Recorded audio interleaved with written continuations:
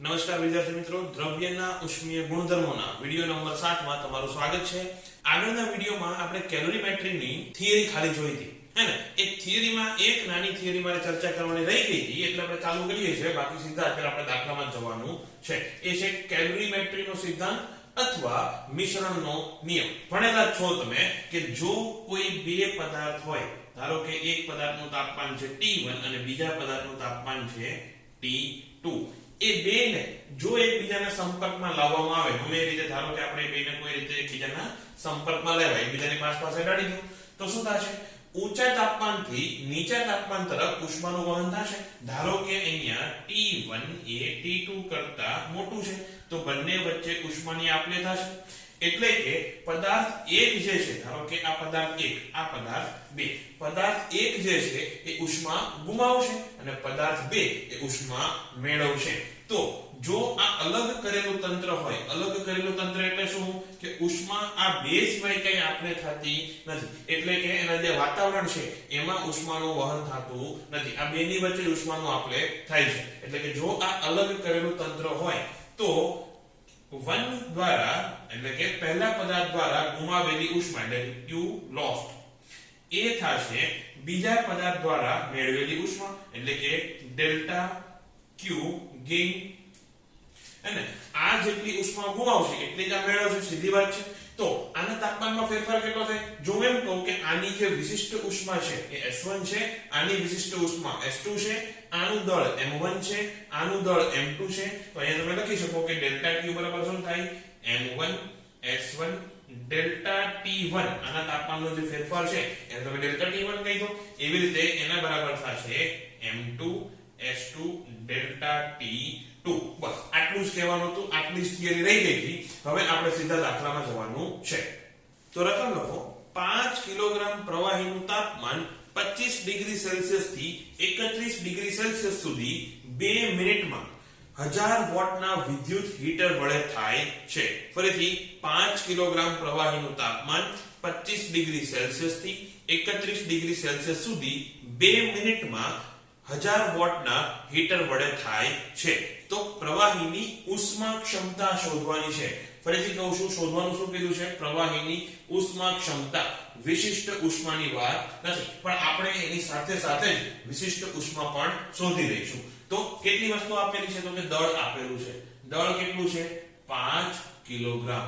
પછી તાપમાનનો ફેરફાર આપ્યો છે, T1 અને T2 આપ્યા છે ને, 25 થી 31. તો ડેલ્ટા T કેટલો થશે?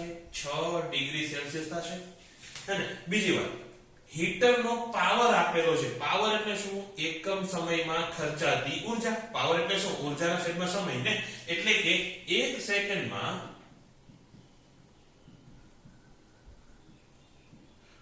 પ્રવાહીને મળતી ઊર્જા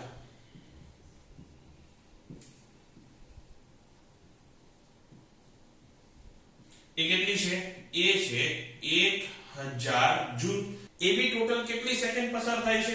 તો સમય આપેલો છે T બરાબર 2 મિનિટ, એટલે કે 120 સેકન્ડ. તો પ્રવાહીને મળતી કુલ ઊર્જા કેટલી થશે?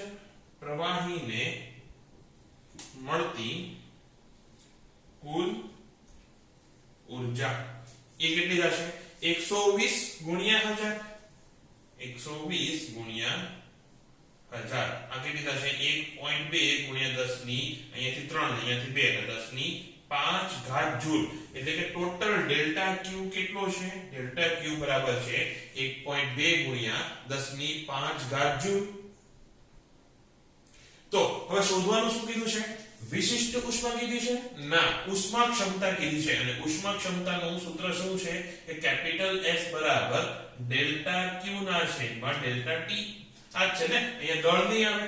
વિશિષ્ટ ઉષ્મા કીધી હોત તો દળ આવે. એટલે ખરેખર આનું અત્યારે કંઈ કામ નથી. તો ડેલ્ટા Q બરાબર કેટલું થશે? અચ્છા, S શોધવાનું છે ને, તો S બરાબર કેટલું થશે? ડેલ્ટા Q 1.2 ગુણ્યા 10 ની 5 ઘાત છેદમાં ડેલ્ટા T કેટલો છે? 6. તો આ કેટલું થશે? એ થશે 2 ગુણ્યા 10 ની 4 ઘાત. અને એનો એકમ શું થશે? જૂલ પ્રતિ ડિગ્રી સેલ્સિયસ. S બરાબર શું થશે? જૂલ પ્રતિ ડિગ્રી સેલ્સિયસ. આ શું છે? કેપિટલ S છે. હવે જો તમને એમ કહે કે એની વિશિષ્ટ ઉષ્મા કેટલી હશે તો આના બરાબર શું હતું ms હતું યાદ છે. કેપિટલ S બરાબર દળ ગુણ્યા વિશિષ્ટ ઉષ્મા હતી એના બરાબર છે ને 2 ગુણ્યા 10 ની 4 ઘાત. તો S બરાબર શું થશે 2/5 ગુણ્યા 10 ની 4 ઘાત જૂલ પ્રતિ, હવે એકમ શું આવશે પ્રતિ કિલોગ્રામ પ્રતિ ડિગ્રી સેલ્સિયસ. આ એક્સ્ટ્રા છે, બાકી સવાલમાં આટલું જ પૂછેલું છે કે એની વિશિષ્ટ ઉષ્મા નહીં ઉષ્મા ક્ષમતા કેટલી હશે. આગળની રકમ લખો. સરખા પદાર્થના બનેલા બે ગોળાના વ્યાસનો ગુણોત્તર 1/2 છે. એટલે કે d1/d2 કેટલું છે 1/2. સરખા પદાર્થના બનેલા છે તેમાં શું સમાન હશે ઉષ્મા ક્ષમતા સમાન હશે કે વિશિષ્ટ ઉષ્મા સમાન હશે તો એની વિશિષ્ટ ઉષ્મા સમાન હશે હે ને. વિશિષ્ટ ઉષ્મા એક પદાર્થનો ગુણધર્મ છે અને ઉષ્મા ક્ષમતા એ કોઈ વસ્તુનો ગુણધર્મ છે. એક જ પદાર્થની બે અલગ અલગ વસ્તુ બનેલી હોય તો એની ઉષ્મા ક્ષમતા અલગ અલગ હશે પરંતુ વિશિષ્ટ ઉષ્મા સમાન હશે. આ કોન્સેપ્ટ આપણે ગઈકાલે એટલે કે આગળના લેક્ચરમાં ડિસ્કસ કર્યો હતો. તો હવે d1/d2 આપેલું છે, ભલે એક જ પદાર્થનું બનેલું છે, એમાં શું અલગ અલગ હશે ઉષ્મા ક્ષમતા. તો તમારે એ જ શોધવાનું છે કે ફરીથી સવાલ એવો છે સરખા પદાર્થના બનેલા બે ગોળાના વ્યાસનો ગુણોત્તર 1/2 છે તો તેમની ઉષ્મા ક્ષમતા અથવા ઉષ્માધારિતા તો તેમની ઉષ્મા ક્ષમતાનો ગુણોત્તર કેટલો હશે. તો આપણને શું ખબર છે કે ઉષ્મા ક્ષમતા કેપિટલ S બરાબર શું થશે ms થશે. આ કેપિટલ S થોડો હજી મોટો લખો એટલે ખબર પડે કે ઉષ્મા ક્ષમતા બરાબર થાય ms. જ્યાં પદાર્થ સમાન છે તો સ્મોલ s તો બેનો સેમ હશે એટલે હું આવું લખી શકું કે કેપિટલ S બરાબર અથવા કેપિટલ S ચલે છે દળ કે કેપિટલ S એના દળના સમપ્રમાણમાં હશે. આ વસ્તુ મેં તમને ઉષ્મા ક્ષમતા લખાવ્યું ત્યારે એને છેલ્લા મુદ્દામાં લખાવી હતી કે ઉષ્મા ક્ષમતા એ દળના સમપ્રમાણમાં હોય. તો હવે દળ જે છે એ શેના સમપ્રમાણમાં હશે તો કે એ કદના સમપ્રમાણમાં હશે. ફરીથી મટીરીયલ તો સેમ જ છે તો એની ઘનતા સેમ હશે. તો જો દળ વધારે હોય એનો મતલબ કદ એ વધારે છે અથવા કદ વધારે હોય તો દળ એ વધારે છે અથવા m બરાબર શું લખાય m બરાબર ρv લખાય ને. એટલે કે m સમપ્રમાણમાં છે એના કદને અને કદ કોના સમપ્રમાણમાં છે કદ સમપ્રમાણમાં છે વ્યાસના ઘનને હે ને. કદ બરાબર શું થશે 4/3 pi r³ હે ને અને r બરાબર d/2 તો ફરીથી v સમપ્રમાણમાં છે કોને તો કે d³ ને આ પણ કેપિટલ V છે. તો અહીંયાથી તમે ડાયરેક્ટલી શું લખી શકો કે s સમપ્રમાણમાં હશે d/3 ને કે કેપિટલ S સમપ્રમાણમાં d³. આ સમજાણું. ફરીથી એક વખત કહી દઉં છું કે કેપિટલ S એ દળના સમપ્રમાણમાં છે, દળ એ કદના સમપ્રમાણમાં છે અને કદ એ d ના ઘનના સમપ્રમાણમાં છે. અથવા હજી સરખી રીતે કેવું હોય તો કદ એ ત્રિજ્યાના ઘનના સમપ્રમાણમાં છે અને ત્રિજ્યા એ વ્યાસના સમપ્રમાણમાં છે. એટલે in short capital S A d ના ક્યુબ ના સમપ્રમાણમાં છે. તો હવે તો તમને આવડશે કે S1 છેદમાં S2 બરાબર કેટલું થશે d1/d2 પરંતુ એનો ઘન એ કેટલો થશે 1/8. આ થઈ ગયો તમારો જવાબ. આગળની રકમ લખો. 20 ડિગ્રી તાપમાને રહેલા પ્રવાહી B અને 30 ડિગ્રી તાપમાને રહેલા પ્રવાહી A ના સમાન દળનું મિશ્રણ લેતા મિશ્રણનું તાપમાન 26 ડિગ્રી સેલ્સિયસ મળે છે. ફરીથી 20 ડિગ્રી તાપમાને રહેલા પ્રવાહી B અને 30 ડિગ્રી તાપમાને રહેલા પ્રવાહી A નું મિશ્રણ લેતા મિશ્રણનું તાપમાન 26 ડિગ્રી સેલ્સિયસ મળે છે. તો બંનેની વિશિષ્ટ ઉષ્માનો ગુણોત્તર શોધવાનો છે. બંનેની વિશિષ્ટ ઉષ્માનો ગુણોત્તર શોધવાનો છે. તો અહીંયા તાપમાન A નું આપેલું છે કેટલું 30 ડિગ્રી સેલ્સિયસ, તાપમાન B નું આપેલું છે કેટલું 20 ડિગ્રી સેલ્સિયસ અને તમારે અને TAB જે આપેલું છે એટલે કે અને મિશ્રણનું તાપમાન TAB આપેલું છે એ છે 26 ડિગ્રી સેલ્સિયસ. હવે આની પહેલા એક શોર્ટ વાત કહી દઉં છું. આ રીતે આપેલું હોય અને રકમમાં ખાલી એટલું જ પૂછ્યું હોય કે આમાંથી કોની વિશિષ્ટ ઉષ્મા વધારે હશે. ફરીથી આમાંથી કોની વિશિષ્ટ ઉષ્મા વધારે હશે. તો આખે આખું ગણવા બેસવાનું નહીં, ખાલી જોઈ લેવાનું કે કોના તાપમાનમાં ઓછો ફેરફાર આવ્યો છે. શું જોવાનું કોના તાપમાનનો ફેરફાર ઓછો છે? તો જો બેયનું મિશ્રણ કરો એટલે તાપમાન 26 થઈ ગયું. તો A નું તાપમાન શું થયું? 4 ડિગ્રી ઘટ્યું ને, 30 હતું 26 થયું. B નું તાપમાન 6 ડિગ્રી વધ્યું, 20 હતું 26 થયું. એનો મતલબ B ની ઉષ્મા ક્ષમતાની વિશિષ્ટ ઉષ્મા ક્ષમતા, B ની વિશિષ્ટ ઉષ્મા ક્ષમતા A ની વિશિષ્ટ ઉષ્મા ક્ષમતા કરતા વધારે હશે. ફરીથી, જેનામાં તાપમાનનો ફેરફાર ઓછો આવે એની વિશિષ્ટ ઉષ્મા ક્ષમતા વધારે હશે. આ MCQ માટે. હવે આપણે ગણતરી કરીએ. અહીંયા MA બરાબર MB આપેલું છે, બંનેના દળ સમાન છે. અને પેલું જે મેં કીધું કે તાપમાનનો ફેરફાર ઓછો હોય અને વિશિષ્ટ ઉષ્મા ક્ષમતા વધારે, એ ક્યારે સમાન દળ માટે જ છે. નહીં તો થોડું ડિટેલમાં જોવું પડે, એટલું ડિટેલમાં જવું નથી, પણ તમે જાતે સમજી શકો એવું છે. તો હવે બંનેના દળ સમાન છે. હવે જો આમાંથી ઉષ્મા ગુમાવશે કોણ? આપણે શું લખ્યું હતું અહીંયા કે Q lost બરાબર Q gain લખ્યું હતું અને GAIN. હા, હવે બરાબર. તો Q lost કોનું આવશે? A નું ને. A તાપમાન ગુમાવે છે અથવા ઉષ્મા ગુમાવે છે, અને B જે છે એનું તાપમાન વધે છે, એટલે કે ઉષ્મા એની વધે છે. તો અહીંયા Q lost કેટલું હશે? A ને કેટલી ઊર્જા ગુમાવી? તો એ કેટલું થશે? MA SA અને ડેલ્ટા TA. અને એ જ સમયે B ને કેટલી ઉષ્મા મળી હશે? તો સેમ ઉષ્મા મળી હશે, પણ એનું સૂત્ર શું થશે? એ થશે MB SB અને ડેલ્ટા TB. હવે બેના દળ તો સમાન છે એટલે એને કરો કેન્સલ. SA અને SB નો ગુણોત્તર આપણે શોધવાનો છે. તો SA ના છેદમાં SB બરાબર ડેલ્ટા TB ના છેદમાં ડેલ્ટા TB. એક સ્ટેપ હું ઉદાહું છું. ડેલ્ટા TB કેટલું હતું? કેટલું? 20. હવે કેટલું થઈ ગયું? 26. એટલે 26 માઈનસ 20. જો હજી એક વાત કહી દઉં, ડેલ્ટા T માં છે ને અંતિમ માઈનસ પ્રારંભિક એવું નહીં કરવાનું. જો તમને ખબર હોય કે કયું તાપમાન વધારે છે, તો વધારે તાપમાનમાંથી ઓછું તાપમાન બાદ કરવાનું, એટલે આપણે જે ડેલ્ટા T છે એ ધન મળે. તો 26 માઈનસ 20 છેદમાં 30 માઈનસ 26 કરવું પડશે. તો 30 માઈનસ 26 આ કેટલું થશે? 4 ના છેદમાં 6 અથવા 2 ના છેદમાં 3. આ થઈ ગયો તમારો જવાબ. હવે જો આગળનો દાખલો આવડી ગયો હોય તો અત્યારે જે દાખલો છે એ આગળના દાખલાનું થોડું એડવાન્સ લેવલ છે. તો રકમ લખો. સમાન દળના 3 જુદા જુદા પ્રવાહી A, B અને C ના તાપમાન અનુક્રમે 10 ડિગ્રી સેલ્સિયસ, 15 ડિગ્રી સેલ્સિયસ અને 20 ડિગ્રી સેલ્સિયસ છે. ફરીથી દળ કેવા છે? સમાન. તાપમાન કેટલા છે? તો A નું તાપમાન 10 ડિગ્રી સેલ્સિયસ, B નું તાપમાન 15 ડિગ્રી સેલ્સિયસ અને C નું તાપમાન 20 ડિગ્રી સેલ્સિયસ. એટલે કે 3 અલગ અલગ પાત્રમાં સમાન દળના 3 અલગ અલગ પ્રવાહી લેવાના છે, 10, 15 અને 20 ડિગ્રી સેલ્સિયસ તાપમાને. હવે રકમ આગળ લખો. જ્યારે A અને B ને મિશ્ર કરવામાં આવે છે ત્યારે મિશ્રણનું તાપમાન 13 ડિગ્રી સેલ્સિયસ અને જ્યારે B અને C ને મિશ્ર કરવામાં આવે ત્યારે મિશ્રણનું તાપમાન 16 ડિગ્રી સેલ્સિયસ થાય છે. A અને B ને મિક્સ કરતા એનું તાપમાન કેટલું થયું? તો કે TAB બરાબર 13 ડિગ્રી સેલ્સિયસ.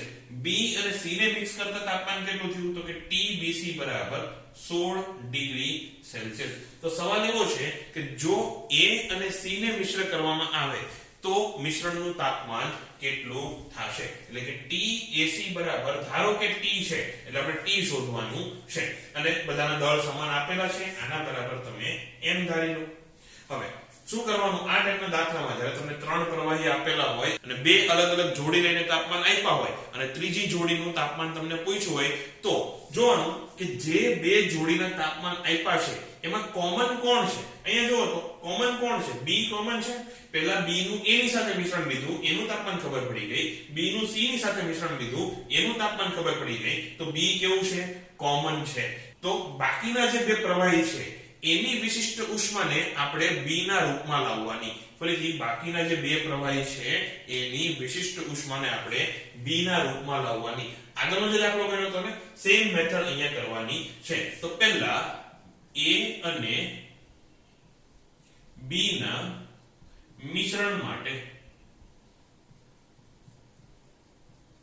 A અને B ના મિશ્રણ માટે હવે ડાયરેક્ટલી લખું છું. એ શું થશે? તો કે MA SA અને ડેલ્ટા TA એટલે કે A ના તાપમાનમાં ફેરફાર. તો A ના તાપમાનમાં કેટલો ફેરફાર થયો? પહેલા 10 હતો, હવે 13 થઈ ગયો. તો 13 - 10 ડાયરેક્ટલી લખો. તો 13 - 10 એના બરાબર MB SB અને પહેલા કેટલું તાપમાન હતું? 15, ઘટીને કેટલું થઈ ગયું? 13. તો અહીંયા 13 - 15 લખાશે? ના, તો ઋણ થઈ જાય ને, એટલે 15 - 13 આવું લખો. ફરીથી MA MB કેન્સલ થઈ જશે. હવે મેં શું કીધું કે જે કોમન પ્રવાહી હોય એની વિશિષ્ટ ઉષ્મા ક્ષમતાના રૂપમાં બાકીના બે પ્રવાહીની ઉષ્મા ક્ષમતા શોધવાની, વિશિષ્ટ ઉષ્મા ક્ષમતા. એટલે આપણે SA ની ઉષ્મા ક્ષમતા SB ના રૂપમાં શોધીશું. તો માટે SA બરાબર કેટલા થશે? આ કેટલા છે? 2 SB એના છેદમાં અહીંયાથી કેટલા આવશે? 3. તો SA બરાબર 2/3 SB થશે. હવે B અને C ના મિશ્રણ માટે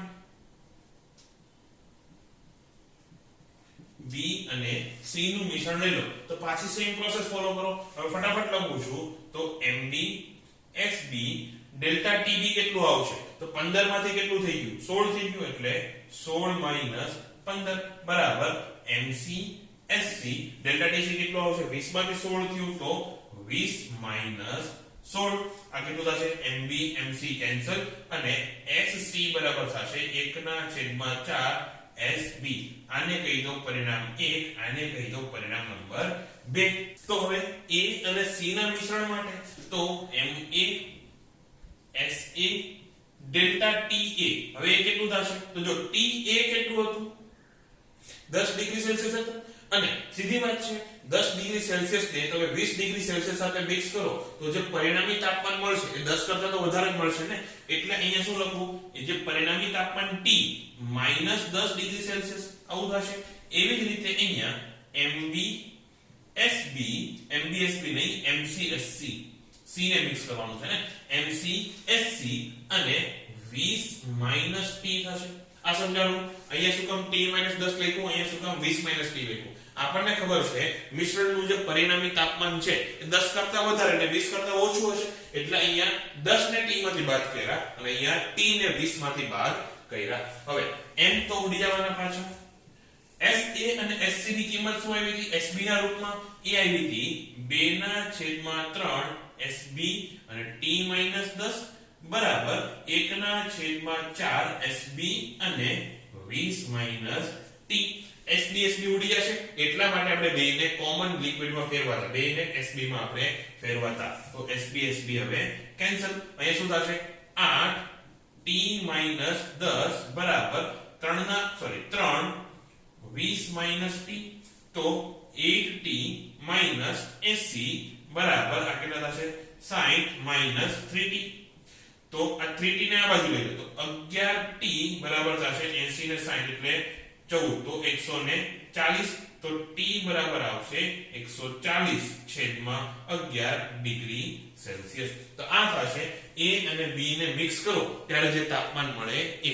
આગળની રકમ લખો. 500 ડિગ્રી સેલ્સિયસ તાપમાને ગરમ કરેલો 2.5 કિલોગ્રામ કોપરનો એક બ્લોક બરફના મોટા બ્લોક પર મૂકવામાં આવે છે. મોટો બ્લોક કીધું નથી કેટલો મોટો એટલે આપણે અનંત ધારે લેવાનો. અનંત શું કામ? એટલે આપણે બરફ ઘટે નહીં. નહીતર એવું થાય કે 100% બરફ પીગળી જાય તો પણ થોડી ઉષ્મા વધી હશે. એટલે એ લોકો પહેલેથી મોટો બ્લોક કહી દીધો. એટલે આપણે બરફનું દળ એટલું પૂરતું છે કે બધો બરફ ઓગળી જાય અથવા કોપર કમ્પ્લીટલી 0 ડિગ્રી સેલ્સિયસ ઉપર આવી જાય તો પણ બરફ થોડોક વધે, કમ્પ્લીટલી પાણીમાં કન્વર્ટ થાય નહીં. આ જો ન સમજાવે તો આગળ જે અમુક દાખલા આવશે એટલે ક્લિયર થઈ જશે. અત્યારે આપણે બરફનો મોટો બ્લોક છે એટલે અનંત દળ લઈને ચાલશું. તો ફરીથી 500 ડિગ્રી સેલ્સિયસ તાપમાને ગરમ કરેલો 2.5 કિલોગ્રામ કોપરના એક બ્લોકને બરફના મોટા બ્લોક પર મૂકવામાં આવે છે. તો કેટલા દળનો બરફ ઓગળશે? એમાંથી આપેલી ડિટેલ એવી છે કે કોપરની વિશિષ્ટ ઉષ્મા એટલે કે SC અને S કેવો સ્મોલ હે ને, વિશિષ્ટ ઉષ્મા કીધી છે એ કેટલી છે? 0.39 જૂલ પ્રતિ ગ્રામ અને પ્રતિ ડિગ્રી સેલ્સિયસ. 0.39 જૂલ પ્રતિ ગ્રામ પ્રતિ ડિગ્રી સેલ્સિયસ. અને પાણીની ગલનગુપ્ત ઉષ્મા, પાણીની LF થશે. ગલનગુપ્ત ઉષ્મા એટલે લેટેન્ટ હીટ ઓફ ફ્યુઝન. આપેલી છે એટલું એ લોકો સારા કહેવાય, નહીતર જો નો આપ્યું હોય તો તમને યાદ રાખવાની મેં કીધી હતી એ કેટલી છે 80 કેલરી, અને જો તમે એને જૂલમાં ફેરવો તો લગભગ 335 જૂલ થતું હતું, તો 335 જૂલ પ્રતિ ગ્રામ.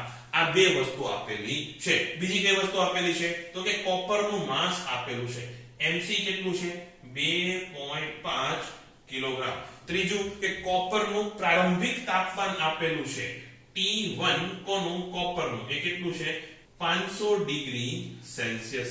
આટલું તાપમાન આપેલું છે. હવે આપણી પાસે અનંત દળનો બરફ છે, એટલે કે પૂરતા દળ વાળો બરફ છે.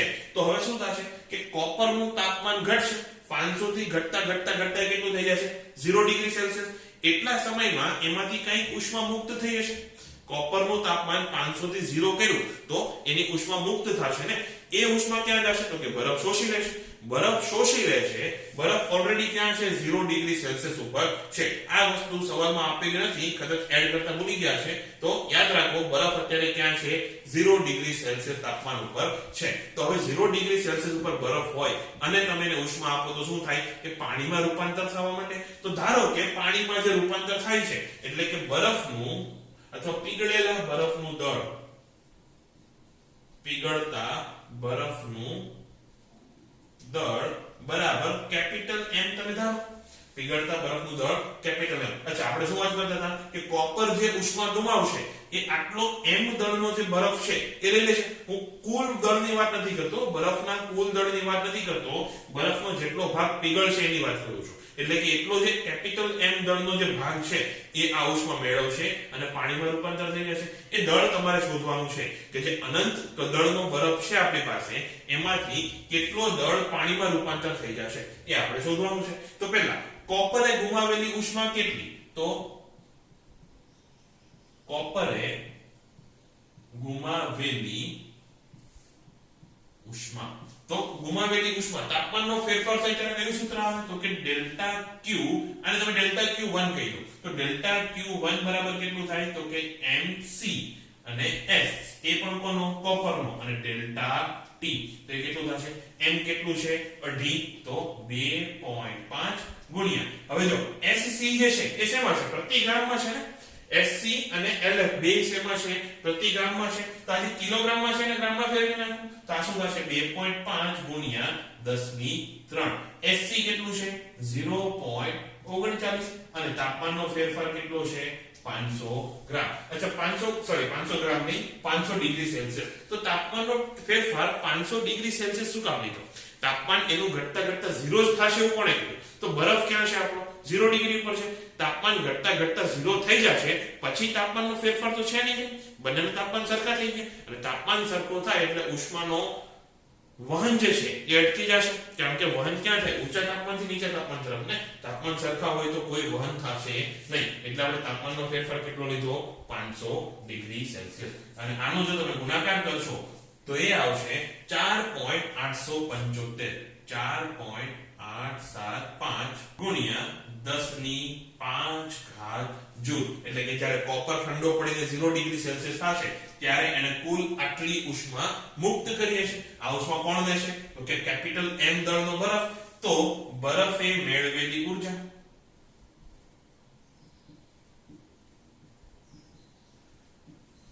ઊર્જા અથવા ઉષ્મા, બરફે મેળવેલી ઉષ્મા એટલે શું તો કે એને તમે ડેલ્ટા Q કહી દો, ડેલ્ટા Q2 એ કેટલું થશે તો કે કેપિટલ M ગુણ્યા લેટેન્ટ હીટ ઓફ ફ્યુઝન. આમાં ડેલ્ટા T આવે ના, જ્યારે અવસ્થામાં ફેરફાર થતો હોય ત્યારે તાપમાનમાં તો કોઈ ફેરફાર થવાનો નથી એટલે ડેલ્ટા T આવશે નહીં. તો આ કેટલું થશે, આ થશે આના બરાબર ડેલ્ટા Q1 જ થશે ને. ક્યાંથી આવ્યું તો કે કેલોરીમેટ્રીના સિદ્ધાંત પરથી કે ડેલ્ટા Q2 બરાબર ડેલ્ટા Q1. જેટલી ઉષ્મા મેળવશે કેટલી મેળવશે તો કે આ જેટલી ઉષ્મા મુક્ત કરશે એટલી ને. તો હવે ડાયરેક્ટલી M કેટલું થશે, M બરાબર થશે ડેલ્ટા Q1 છેદમાં LF.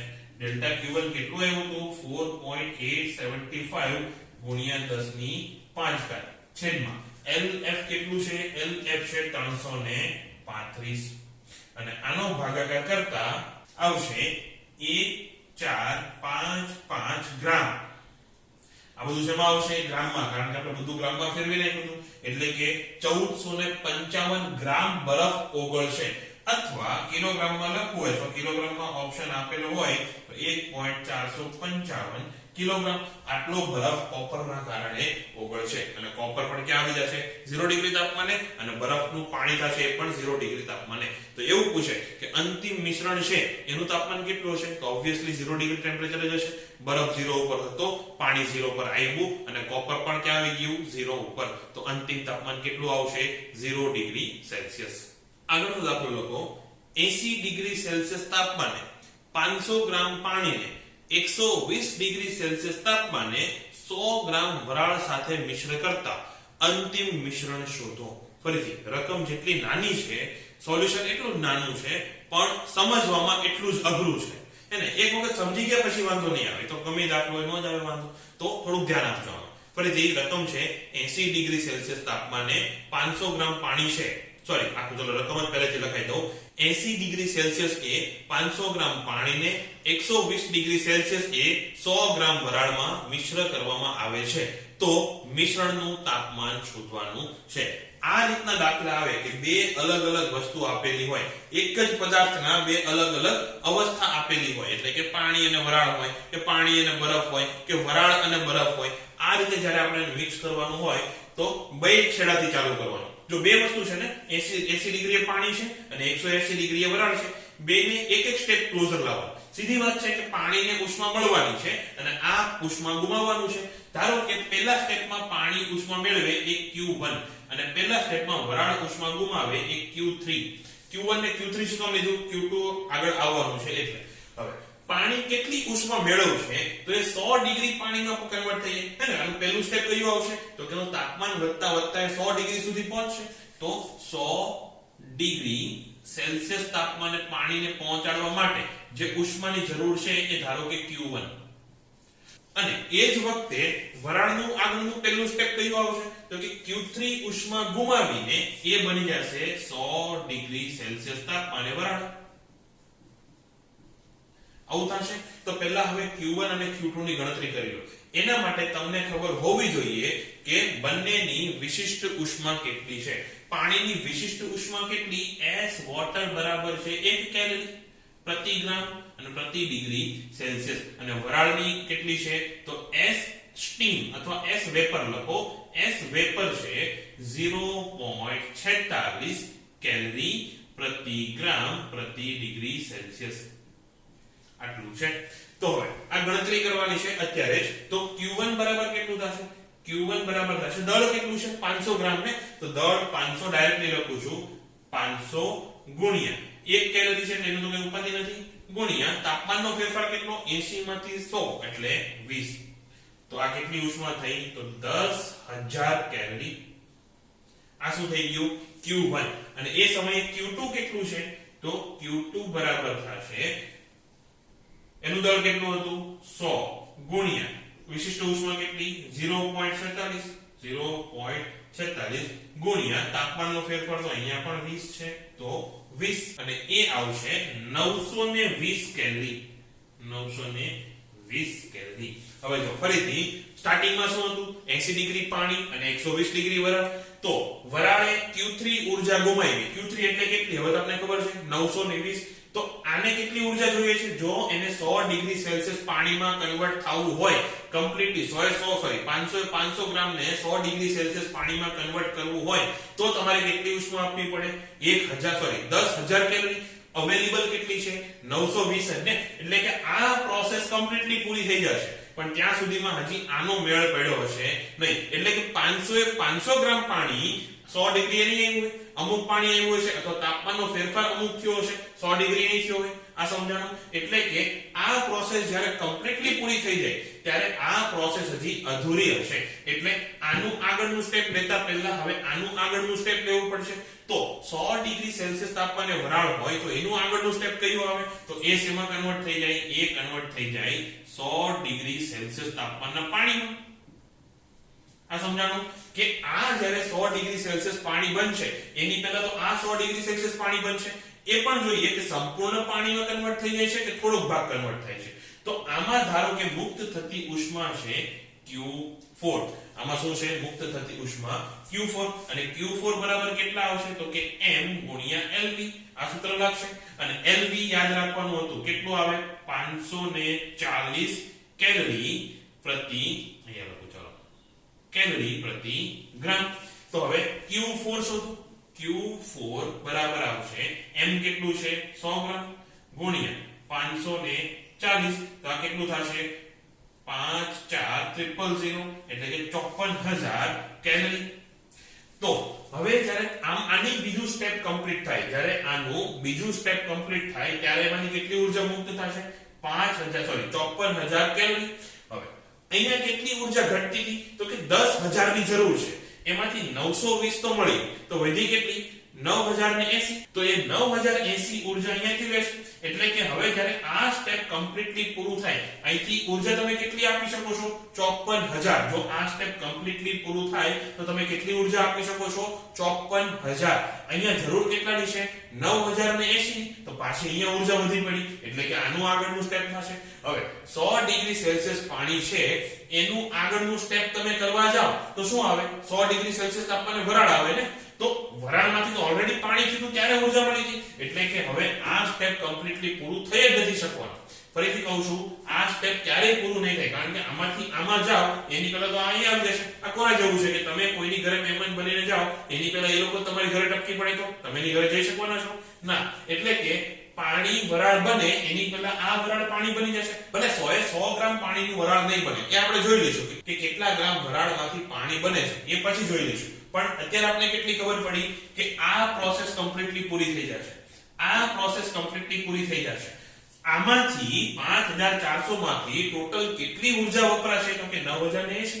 એટલે આમાંથી હવે ટોટલ તમે કેટલી ઊર્જા લઈ શકવાના છો વરાળમાંથી 9080 કેલરી બાકીની પડી રહેવાની છે એટલે તમને છેલ્લે જે મિશ્રણ મળશે એમાં શું મળશે ખબર છે તો 500 ગ્રામ જે પાણી હતું 500 ગ્રામ વોટર એ તો છે જ હે ને આ પાણીનું તો વરાળ થયું નથી એટલે એ એમનો મળશે આમાંથી જે 100 ગ્રામ વરાળ હતી એમાંથી ધારો કે m ગ્રામ વરાળ ઉષ્મા મુક્ત કરે છે એટલે કે જો તમે 100 ગ્રામ વરાળમાંથી 9080 ડિગ્રી 9080 કેલરી કાઢી લો તો અમુક વરાળ ધારો કે 10 ગ્રામ ધારો કે 100% નથી કહેતો ધારો કે 10 ગ્રામ વરાળનું પાણીમાં કન્વર્ઝન થાય છે 9080 કેલરી ઉષ્મા કાઢી લેતા 10 ગ્રામ વરાળનું કન્વર્ઝન થાય છે તો વરાળ કેટલી વધશે વરાળ વધશે 100 - 10 એટલે કે 90 ડિગ્રી વેપર વધશે અને અહીંયા 10 ડિગ્રી 10 બીજી એડ થઈ ગઈ તો અહીંયા તમારી પાસે પાણી કેટલું થઈ જશે 510 અને વરાળ કેટલી થશે 90 એટલે એને ફાઇનલ ટેમ્પરેચર કેટલું આવશે એવું કયું તાપમાન છે કે જ્યાં વરાળ અને પાણી બંને અસ્તિત્વમાં હોય તો એ છે ઉત્કલન બિંદુ તો એ કયું આવશે 100 ડિગ્રી સેલ્સિયસ તો ફરીથી જો તમને એવું પૂછે કે અંતિમ તાપમાન કેટલું હશે તો 100 ડિગ્રી અને ખેલ ખતમ અહીંયા પછી આગળ દાખલો ગણવાની જરૂર નથી પણ એમ પૂછે કે અંતિમ મિશ્રણ શું હશે તો પછી એ આ આવશે 510 વોટર અને 90 ડિગ્રી વેપર આ તો મેં તમને એકદમ ઇમેજનરી સિનારિયો કીધો હવે આપણે ગણીએ કે કેટલી વરાળનું પાણીમાં કન્વર્ટ થાય છે તો ધારો કે વરાળમાંથી પાણી બનતું દળ કેટલું છે m એ m ક્યારે બનશે તો કે 9080 ઊર્જા મુક્ત થાય ત્યારે ને એ 9000 ક્યાંથી આવ્યું તો કે 10000 - 920 કરીને આવ્યું તો m બરાબર કેટલું થશે તો કે ડેલ્ટા q એના છેદમાં LV લેટન્ટ હીટ ઓફ વેપરાઇઝેશન અથવા સૂત્ર શું તો ડેલ્ટા q બરાબર mLV ને તો m બરાબર ડેલ્ટા q ના છેદમાં LV તો એ બરાબર કેટલું થશે આ ડેલ્ટા q કેટલું છે 9020 અથવા આ મને ક્યાંથી મળ્યું તો કે q1 - q2 કરીને મળ્યું અથવા q3 લીધું છે ને આપણે હા તો q1 - q3 કરીને મળ્યું અહીંયા ખરેખર આગળના સ્ટેપ માટે q2 ની જરૂર પડે એટલા માટે આપણે ડાયરેક્ટ q3 લીધું હતું પણ આપણે ડાયરેક્ટ q2 જ કહી દીધું છે ના આ ભૂલ છે આ q3 આવશે આ q3 અને આટલી થોડું સુધારો છે કરી લેજો કદાચ જો તમે લખી નાખ્યું હોય તો અહીંયા કેટલું આવશે q1 - q3 એના છેદમાં LV તો q1 - q3 કેટલું 10000 - 920 એટલે કેટલું 9080 એના છેદમાં LV કેટલું છે 540 આ કેટલું આવે છે તો કેલ્ક્યુલેટરમાં ગણતરી કરતા મારે એ આવે છે 16.81 ગ્રામ એ કેટલું આવ્યું મારે તો તમારે એટલું જ આવશે મારે શું તમારે એટલું જ આવશે 16.81 ગ્રામ તો અંતિમ મિશ્રણમાં શું આવશે અંતિમ મિશ્રણ એ થશે પાણીનું દળ કેટલું હશે? પાણી પહેલા કેટલું હતું? 500 ગ્રામ વત્તા એક્સ્ટ્રા કોણ એવું 16.81, તો એ કેટલું થશે? 516.81 ગ્રામ. અને અહીંયા લખું છું હવે વરાળનું દળ કેટલું થશે? પહેલા કેટલું હતું? 100 માઈનસ ડ્યુ કેટલું? 16.81, અને એ પણ કેલ્સીમાં ગણતા મારે આવ્યું 83.18 ગ્રામ. અચ્છા, દેખાયેલું છે ને બોર્ડ? હા, દેખાયેલું છે. હું નથી દેખાતો, વાંધો નહીં, તમારે મને નથી જોવાનો, એટલીસ્ટ આ દેખાય ઘણું છે. તો અંતિમ મિશ્રણમાં પાણીનું દળ કેટલું આવશે? 516.81 ગ્રામ. અહીંયા ગ્રામ લખવાનું રહી ગયું. અને વરાળનું દળ આવશે 83.18 ગ્રામ. આ હશે તમારો દાખલો. આ સ્ટેપ વાળા દાખલાની પ્રેક્ટિસ કરજો, જરૂરી છે. એક બે વખત પ્રેક્ટિસ કરશો, બે ચાર દાખલા કરશો, એકાદો ડીપીપી માં ઠોકી દઈશું એટલે આવડી જશે. ટેન્શન લેવાની જરૂર નથી. હવે આગળનો દાખલો કેવો હતો? રકમ નાની હતી અને દાખલો અઘરો હતો. હવેનો દાખલો એવો છે કે રકમ અઘરી લાગશે પણ દાખલો ઈઝી છે. તો રકમ લખો. પહેલા 10 ડિગ્રી સેલ્સિયસે 1 કિલોગ્રામ પાણીનું વિભાજન કઈ રીતે કરવું જોઈએ કે જેથી એક ભાગને 0 ડિગ્રી બરફમાં રૂપાંતરિત કરતા મળતી ઊર્જા જો બીજા ભાગને આપવામાં આવે તો તેનું 100 ડિગ્રી સેલ્સિયસ તાપમાને વરાળમાં રૂપાંતર કરી શકાય. ફરીથી એવું છે કે ધારો કે તમારી પાસે આ પાણી છે, 1 કિલોગ્રામ જેટલું પાણી છે ને, એના બે ભાગ કર્યા. ધારો કે 500 ગ્રામના ભાગ કર્યા. હવે આ શું થઈ ગયું? 500 ગ્રામ પાણી અને અહીંયા પણ 500 ગ્રામ પાણી. આમાંથી ઉષ્મા શોષી લો એટલે કે આને ઠંડુ કરવું પડશે. આને ઉષ્મા શોષીને કેટલું કરવાનું છે? તો કે એને 0 ડિગ્રી સેલ્સિયસ તાપમાનનો બરફ બનાવવાનો છે. એટલે ઉષ્મા મળી, એ ઉષ્માને ક્યાં નાખવાની? એ ઉષ્મા લઈને આને આપી દો. આને ઉષ્મા આપશો એટલે આનું તાપમાન વધશે. એનું તાપમાન વધારીને તમારે એને કરી નાખવાનો છે 100 ડિગ્રી સેલ્સિયસ તાપમાનની વરાળ. આ સમજાણું કે 1 જ કિલોગ્રામ પાણી છે, એના બે ભાગ કરવાના છે. એક પાસેથી ઉષ્મા લઈને બીજાને આપવાની છે. ભાગ એવી રીતે કરવાના છે કે પહેલાની જે ઉષ્મા લો એ કેટલી ઉષ્મા લેવાની? તો કે જ્યાં સુધી 0 ડિગ્રી બરફ ન બની જાય ત્યાં સુધી. પછી જે તમને ઉષ્મા મળી એ બીજા ભાગને આપવાની છે. બીજા ભાગને કેવી રીતે આપવાની છે કે એનું તાપમાન 100 ડિગ્રી સેલ્સિયસ થઈ જવું જોઈએ. એટલે કે આ 500 ગ્રામે ગુમાવેલી ઉષ્મા અને આ 500 ગ્રામે મેળવેલી ઉષ્મા બે સમાન થવી જોઈએ. ખરેખર 500 ગ્રામના ભાગ નહીં પડે, કેટલા ભાગ પડે એ આપણે શોધવાનું છે. તો ધારો કે m દળના પાણીનું અથવા m ગ્રામ પાણીનું, ધારો કે m ગ્રામ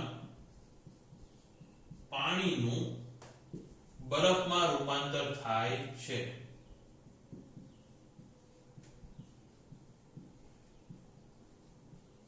m ગ્રામ પાણીનું તમે બરફમાં રૂપાંતર કરો છો તો કેટલા ગ્રામ પાણીનું વરાળમાં રૂપાંતર થશે? તો માટે 1000 માઈનસ m ગ્રામ પાણીનું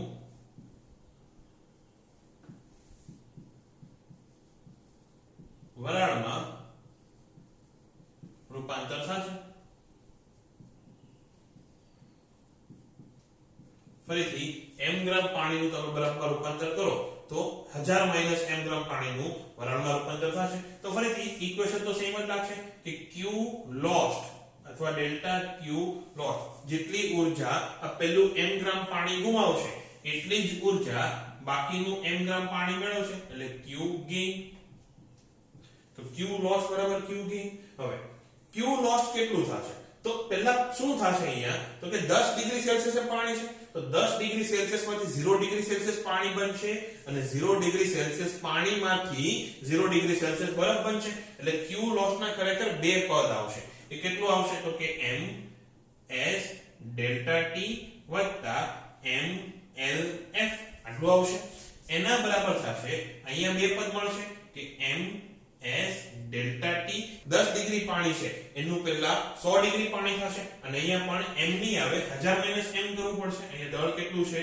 1000 minus m s delta t વત્તા જે દળ છે એટલે કે 1000 માઈનસ m એના ગુણ્યા lv આવશે. એટલે કે આટલું જે પાણી તમને 100 ડિગ્રી મળ્યું એને પાછું 100 ડિગ્રી વરાળમાં ફેરવવાનું ને, એટલે બેમાં કેટલા પદ આવશે? બબ્બે પદ આવશે. હવે પહેલા કિંમતો મૂકી દો. તો m કેટલું છે એ આપણે શોધવાનું છે અહીંથી m s કેટલું થશે પાણી માટે 1 કેલરી છે ને તો s તો આપણે 1 મૂકી દીધું ડેલ્ટા t કેટલું 10 વત્તા m નથી ખબર lf પાણીની ગલનગુપ્ત ઉષ્મા કેટલી છે હવે તો યાદ રહી જવી જોઈએ એ થશે 80 એના બરાબર 1000 માઈનસ m ફરીથી પાણીનું s તો 1 જ છે ડેલ્ટા t કેટલું આવશે 90 આવશે ને આ ડેલ્ટા t કેટલું થશે 10 માંથી 100 કરવાનું છે એટલે 90 વત્તા 1000 માઈનસ m ગુણ્યા લેટેન્ટ હીટ ઓફ વેપરાઇઝેશન પાણીની બાષ્પાયન ગુપ્ત ઉષ્મા એ કેટલી થશે એ થશે 540 થશે ને એટલી હોય એ કેટલી હોય 540 કેલરી પ્રતિ ગ્રામ હવે આનું સાદુરૂપ હું આપતો નથી આનું સાદુરૂપ આપશો એટલે ડાયરેક્ટલી તમને મળશે કે m બરાબર આવશે 875 ગ્રામ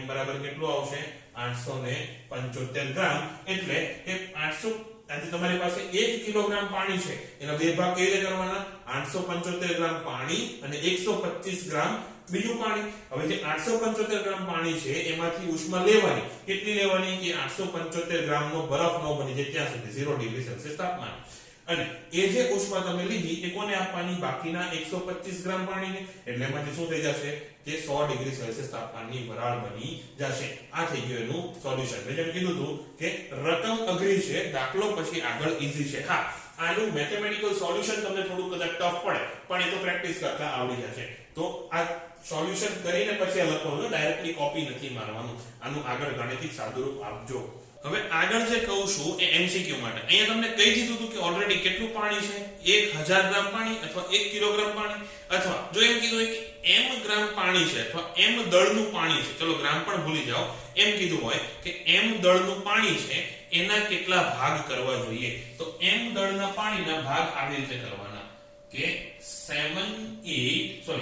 7m by 8 અને m by 8 આટલું પાણી છે એને તમારે 0 ડિગ્રી બરફમાં ફેરવવાનું અને આટલા પાણીને તમારે 100 ડિગ્રી વરાળમાં ફેરવવાનું એટલે કે આમાંથી જેટલી ઉષ્મા મુક્ત થતી હશે એ આટલી સેમ આને આપવા બરાબર થશે તો ફરીથી m દળના પાણીનો કેટલા ભાગ કરવાના 7m by 8 અને m by 8 એના તમે મૂકી દો તમારે જવાબ આવી જશે m બરાબર કેટલું છે 1000 ભાગ્યા 8 કરો એટલે 125 અને 7000 ભાગ્યા 8 કરો એટલે 875 તો આ તમારે એઝ અ શોર્ટકટ તમારે લખવું હોય તો સાઈડમાં ક્યાંક લખી નાખજો કે પાણીનું કેવી રીતે વિભાજન કરવું જોઈએ 7m by 8 અને m by 8 માં જે મોટો ભાગ છે એનો બરફ બનાવવાનો અને જે નાનો ભાગ છે એની વરાળ બનાવવાની હવે છેલ્લા દાખલા પહેલા એક વાત આગળના લેક્ચરમાં કીધી હતી કે નહીં મને યાદ નથી એટલે હું તમને પાછી કહી દઉં કે જે વિશિષ્ટ ઉષ્મા કે ઉષ્મા ક્ષમતા કે ઉષ્માધારિતા છે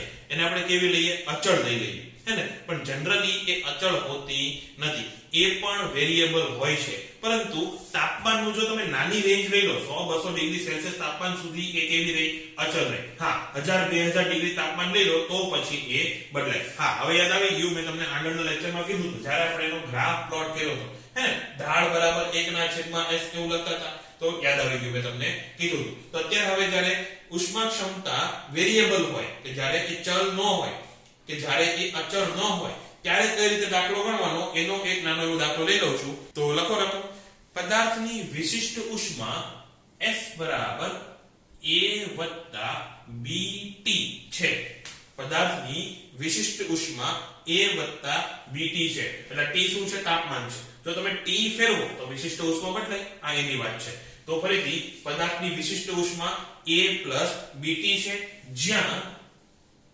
A બરાબર 1.12 અને આનો એકમ શું થશે તો A નો એકમ શું થાય વિશિષ્ટ ઉષ્માનો જે એકમ હોય એ જ થાય ને તો વિશિષ્ટ ઉષ્માનો એકમ શું છે જૂલ પ્રતિ કિલોગ્રામ પ્રતિ ડિગ્રી સેલ્સિયસ અને B બરાબર